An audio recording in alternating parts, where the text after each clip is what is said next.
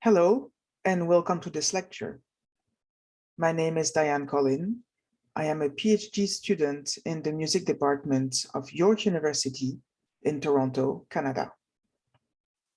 The title of my presentation today is Vibrations, Deafness, and Music, from Ludwig van Beethoven to Evelyn Glennie. I will start by saying that when we look at the history of music and the history of disability, these two worlds have been attached to each other for a long time. In fact, to contradict my own title, long before Beethoven.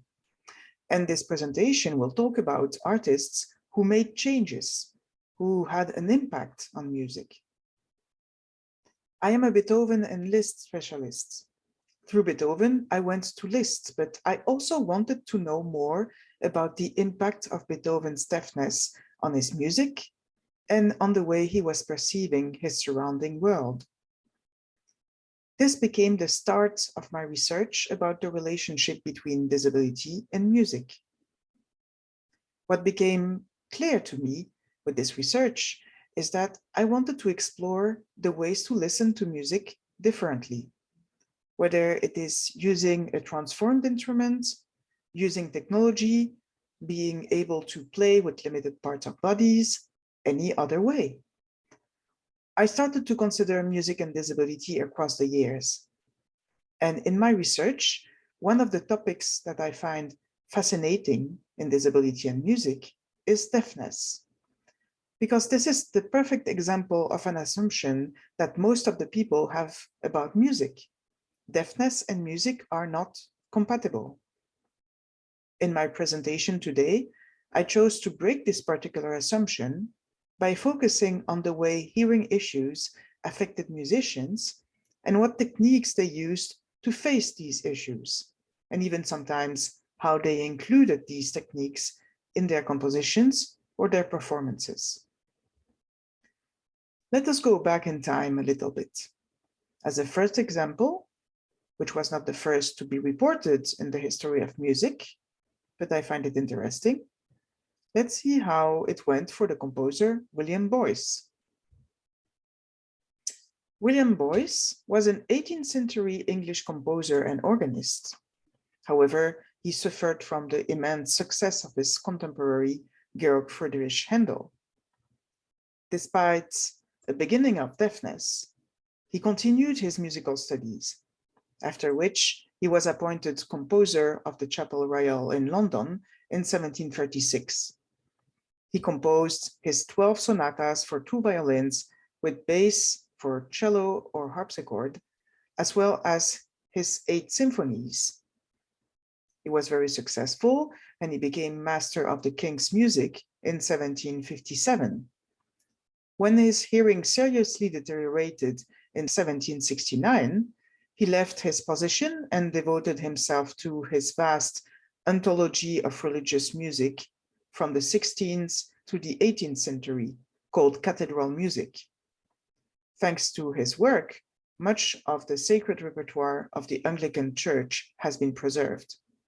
To sum up, after he became deaf, he chose to stop composing and performing. He didn't quit music entirely, since he wrote extensive literature about it, but he didn't try to find new ways to perform. Ludwig van Beethoven chose a different path. Yes, we all know that he became deaf at some point, but we usually don't know how it affected his music and his life. And we certainly don't know the tools and techniques he used to continue performing and composing. Let us look at it closer. The first documented signs of Beethoven's deafness were in 1797, and he said himself that it started in 1796. He was 26 years old. He had tinnitus, which is ringing in the ears, and then hearing loss. He was depressed, and we can find this in letters he wrote in 1801, and also in the Heiligenstadt Testament in 1802, which is the document we see on the left. It's a very important document written to his brothers, but never sent, affirming that If it wasn't for music, he would have ended his life. He started using hearing aids in 1812, and we will see what these hearing aids are, and then used conversation books starting 1818. Although there is no evidence that Beethoven adopted such a device, it was said that he used a wooden stick holding one side between his teeth and letting the other side touch the wooden frame to conduct vibrations to the teeth, which in turn conducts vibration to the bones of hearing in the ear. It is called bone conduction and is still used today, but with other modern improvements. His friend Melzel, who is known for his metronome, invented 4 different sizes of ear trumpets for Beethoven, who started using them in 1812. He was 42 years old.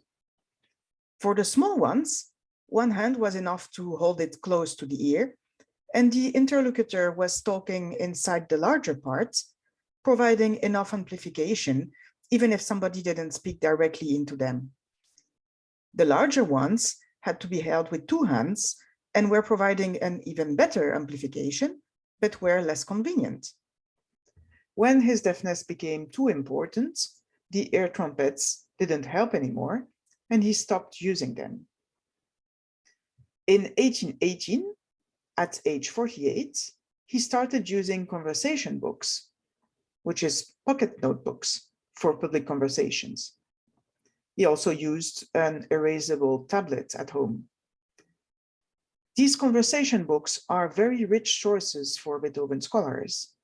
139 conversation books survived. However, it is a one-way conversation.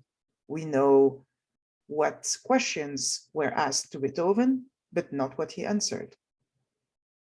Now, one important part that was not explored is the way deafness changed Beethoven's compositional style. The musicologist Robin Wallace, who teaches in Baylor University in Texas, did an extensive study of what can be found in Beethoven's music that shows signs of his deafness. We won't have time to go through musical excerpts and examples of how Beethoven was able to use his deafness to improve his music, but I will highlight some important concepts. First, the more he was losing his hearing, the more he was using his brain. He created new patterns in his music with this new way of thinking. Second, Beethoven explored what was possible with his last pianos in terms of sonority and tactile experience through vibrations. What does it mean? The pianos he used evolved a lot during his life. He was used to Viennese pianos with a sonority that was not a harpsichord. It was not that staccato, but it was definitely less strong than the ones he received coming outside of Vienna. One of these pianos was the Erard. According to Tom Beghin, who wrote a book about Beethoven's Erard, at first he was very pleased with the instrument, but he wanted the sound to be closer to the Viennese pianos, so he made a series of technical adjustments. Unfortunately, these adjustments didn't suit him, and at the end, he considered the instrument as unplayable.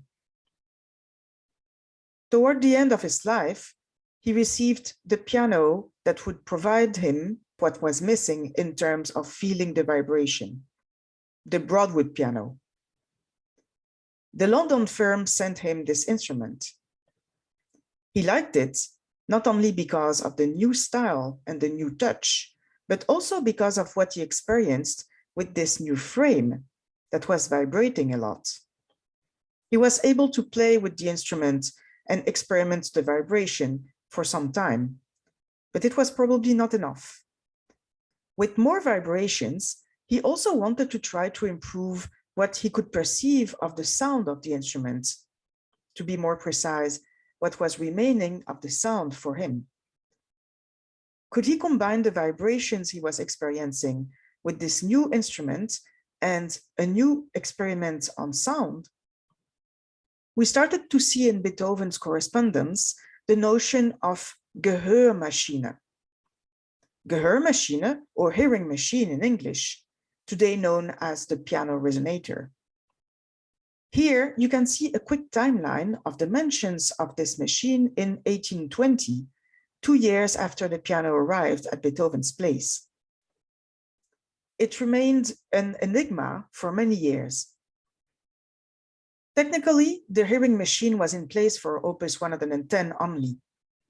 Opus 109 was written before it arrived, but it is possible, as Robin Wallace suggests, that Beethoven was able to play Opus 109 after it was finished with the hearing machine on his Broadwood before its publication. The term Gehörmaschine was referred in several letters Beethoven and his friends or visitors wrote. It was said that Beethoven was using on his Broadwood a Gehörmaschine to hear the sound better. Specialists thought it was an air trumpet that was attached to the piano, which is hard to believe if you remember the pictures of the air trumpets we have seen previously. This is linked to the work of the artistic researcher Tom Beghin, who studies historical pianos at the Orpheus Institute in Ghent in Belgium. Through the study of Beethoven's correspondence, Tom Beghin was able to rebuild the piano resonator and made a documentary about it called Inside the Hearing Machine. Here is a short excerpt of that documentary. We came up with a prototype of what we like to refer to now as our version of the hearing machine, as Beethoven might have had it. So a gigantic half horn put on top of the piano in zinc. This is not completely zinc, it's actually partly cardboard, which is, interestingly enough, also how they first made their first tests to see if the concept worked.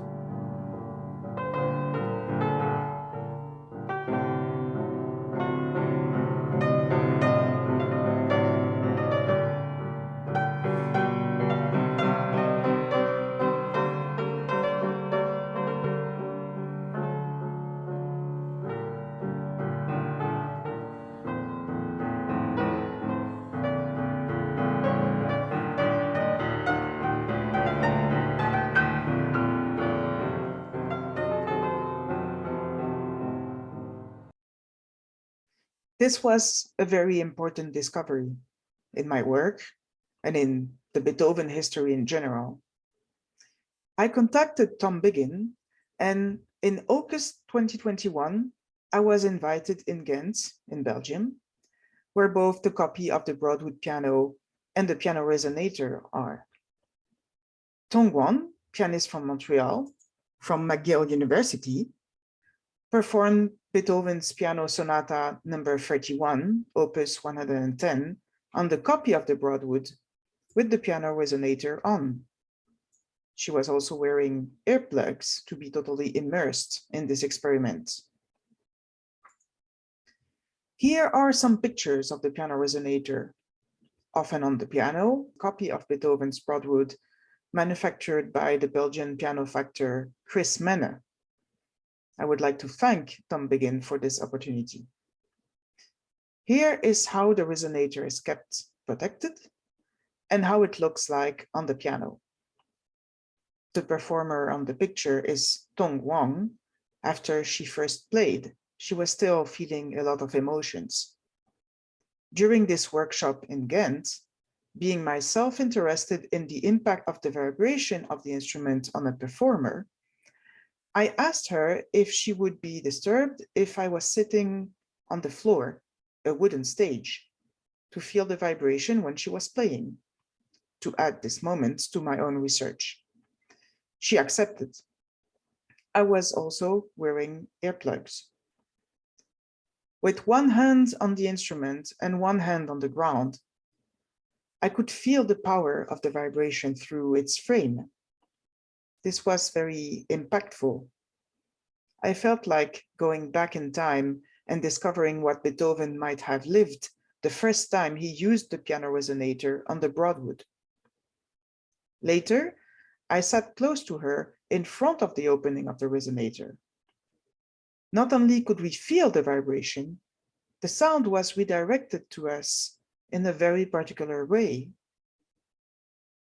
Being totally immersed in this new soundscape and vibration world, the emotion that I felt, that we shared, is indescribable. Opus 110 has moments of intense vibration that can be felt in the whole body. In a concert she gave in Ghent at the end of the workshop, she played Opus 110 to the audience with earplugs and the resonator on the piano. After her trip, she tried to explain what she experienced in a blog post on her website. This post unwraps many details from the perspective of the performer, the audience, and the composer. Beethoven used this device from 1820 until his death in 1827. There is still a lot to say about this experience, but let us move on. Now, going further, after Beethoven, musicians were not retiring from musical life to write about music, like William Boyce did. After Beethoven showed that it was still possible to be a musician and a composer, others did so too. There are a few examples, such as Bedřich Smetana and Gabriel Fauré, who both became deaf during their career. But let me give you one last example for classical music. Agathe Bakker-Grøndahl was a Norwegian pianist, composer, and teacher. She studied with Theodor Kullak, Hans van Bülow, and Franz Liszt. Studying with these important pianists of this time means that she was herself a very talented pianist, very skilled. She became almost completely deaf in the 1890s, in her 40s. She gave her last concert in Sweden and in Finland in the autumn of 1901. Then she retired to teaching. She is still remembered in Norway for her piano pieces and songs. She composed 400 pieces, 70 opus numbers. This is still from the perspective of Western classical music.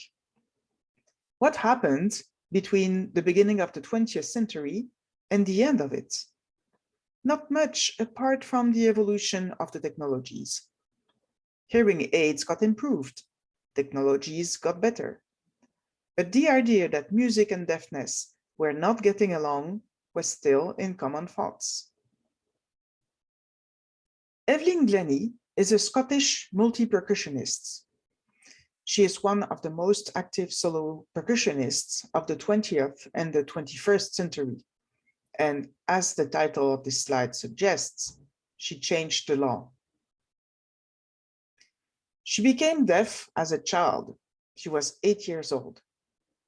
She defends the theory of vibrations through the whole body. She taught herself to hear with parts of her body other than her ears. She regularly plays barefoot during live performance and studio recording to feel the music better. She fought against the rules of the London Royal Academy of Music to be allowed to get in. Despite a very good first audition, she was rejected because it didn't make any sense to them to train a deaf percussionist who would probably not be hired in professional orchestras after the 3 years of academy, particularly as a soloist, which was what she wanted to become. But then she defended her case and said that the excuse of having disability is not good enough to be denied the access. So it was the first case of disability advocacy in an Academy of Music. They finally agreed to see her again, and she was granted another chance. After that, she was admitted with the majority of the votes. She reads lips, but doesn't speak sign language. For her, it is very similar, as lip reading is also body reading and face reading. sign language is body speaking and face speaking. She also stopped wearing hearing aids very early because she could hear better and feel better without them. The fact that she never learned sign language and quit her hearing aids is a bit controversial in the deaf community, and we are going to see why. With her theories of listening to music through the body, we find similarities with Beethoven using his piano resonator. To explain her work, Glennie did a TED Talk called How to Truly Listen, which explains how she does that. Let's hear a quick excerpt. And I remember when I was 12 years old and I started playing timpani and percussion, and my teacher said, well, how are we going to do this? You know, music is about listening. And I said, yes, I agree with that. So what's the problem? And he said, well, how are you going to hear this? How are you going to hear that? And I said, well, how do you hear it? He said, well, I think I hear it through here. And I said, well, I think I do too, but I also hear it through my hands, through my arms, my cheekbones, my scalp, my tummy, my chest, my legs, and so on. And so we began our lessons every single time tuning drums, in particular the kettle drums or timpani, to such a narrow pitch interval. So something like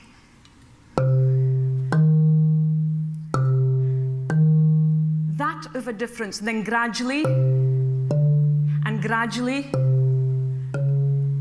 And it's amazing that when you do open your body up and open your hand up to allow the vibration to come through, that in fact the tiny, tiny difference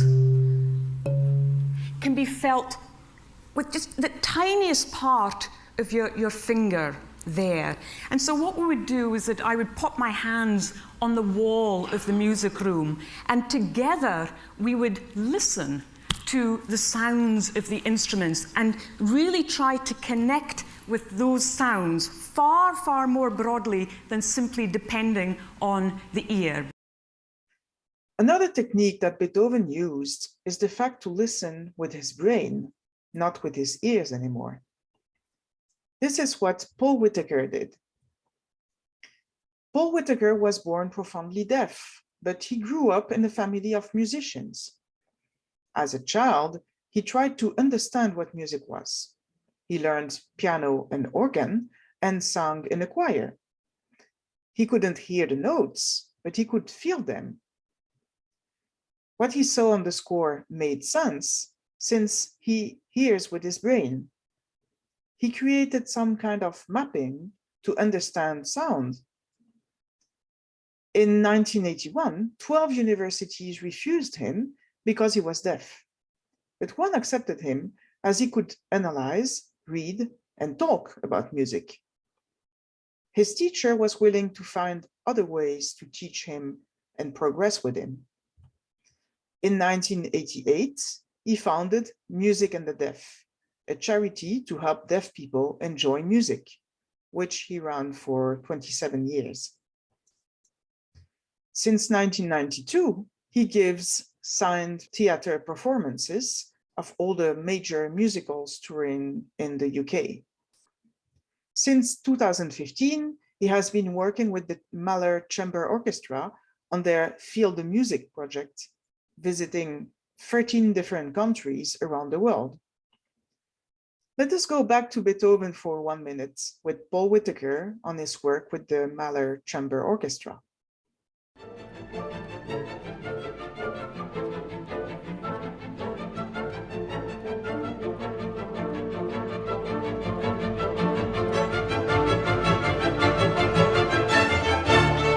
The amazing thing about music is that it transcends cultural barriers, it transcends language barriers. It's one of those things that can bring people together. And Beethoven 9 is one of those few pieces that across the world has got that ability to unify people, talking about freedom, liberty, and being as one. He is also the musical director of 3 choirs in the UK, singing songs with BSL, which is British Sign Language, and lyrics. Speaking of signing music, this was always a problem when sign language interpreters had to sign for concerts, because sign language is for words, not for music, at least until a few years ago. Fortunately, a group of interpreters started to reconsider the way to sign music. Amber Galloway-Gallego is one of the leaders of music sign language. Here is a short video showing her in action. The deaf community is made up of a diverse group of people who have a wide range of residual hearing. Some might be able to hear lower frequencies like drums or bass, but not higher frequencies like vocals or guitars. And of course, everyone can feel the vibrations of music, especially at live events. So what the interpreters have done for many years is they've ignored the sounds and solely focused on the English. So this is the sign for music, right? Like this, can you see it? So you'll hear music and this is what the interpreter does.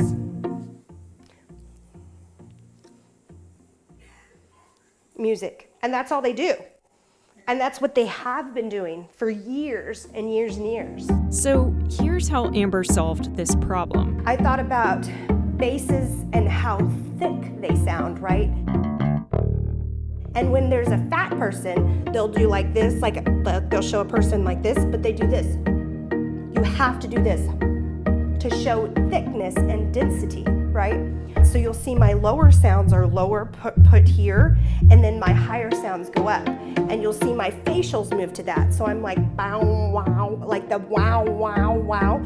So you'll see that bow, wow, and then I show this to show the waviness. There's actually footage of her doing this exact thing on stage with the Red Hot Chili Peppers.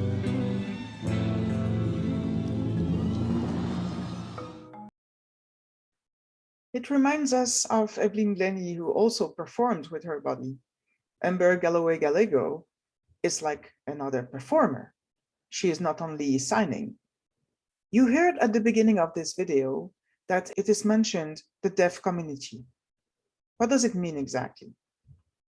The deaf culture, with the lowercase d / a capital D, started to emerge at the end of the 20th century and became important in the 21st century. In the field of what is called critical disability studies, which is the study of the model of disabilities in our society, these two groups are defined in the deaf community. Deaf with a lowercase d deaf are people who experience deafness at a profound level, usually after a gradual loss of hearing, and who try to fix deafness, for example, with a cochlear implant. It represents what is called in CDS the medical model of disability. Fixing deafness means going to doctors and getting surgery to get the device implemented. The issue is that a cochlear implant doesn't work every time. Deaf with a capital D deaf are people part of the community of deaf individuals, usually born with deafness. It represents what we call the social model of disability. They recognize deafness as being part of their life, their community, their culture. They don't think it should be altered.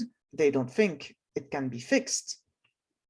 From this capital D deaf community, a few cultural movements were born. For example, what is called dip hop or deaf hip hop, which is a form of hip hop in which the artist rhythmically signs a song and conveys lyrics in 2 languages simultaneously, bringing closer deaf or hard of hearing and hearing musicians. I have 2 examples of artists who made hip hop evolve with their art. Wawa is one of the fathers of the movement. He is an American performer. He works on the lyrics and the rhythm and reinterprets the song in sign language, almost like a dance. Signmark is a composer from Finland. What is interesting about him is that The normal process is reversed. His songs are written and performed in sign language, and on stage, the interpreter who allows hearing people to understand the lyrics is a hip-hopper who sings the words. When he records a CD, it always comes with a DVD on which we can see the full version of the song with sign language. I will give you a last example. Mandy Harvey is a jazz singer. She is profoundly deaf following an illness at the age of 18. She is an ambassador for the nonprofit organization No Barriers to help disabled people find their way in society. She is strongly influenced by Wawa. They sometimes perform together. She also wrote a book to give some advice to deaf or hard of hearing singers who want to follow a similar path. And she just released a full album with video clips in which she sings and signs at the same time. As a conclusion, let us go back in the past again. We have seen examples of musicians who stopped composing and performing because of their deafness. Beethoven chose to find other ways to perform and compose. With Beethoven came the development of tricks and hearing aids that allowed to continue a life in music. And today the same, whether people reject the idea of wearing hearing aids or not. With Beethoven, we have the notion of hearing with the brain, of feeling the vibration and integrating all these sensory elements in compositions and performance practices. Today the same. We have the listening through vibration experience with Evelyn Glennie. We have the listening with the brain experience with Paul Whitaker.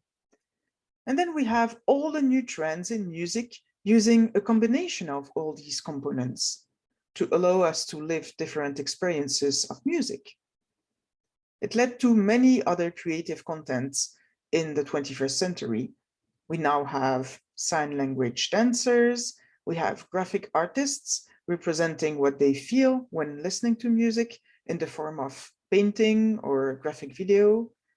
So many things are still to come, but all that would need an extra presentation. I hope you enjoyed this lecture.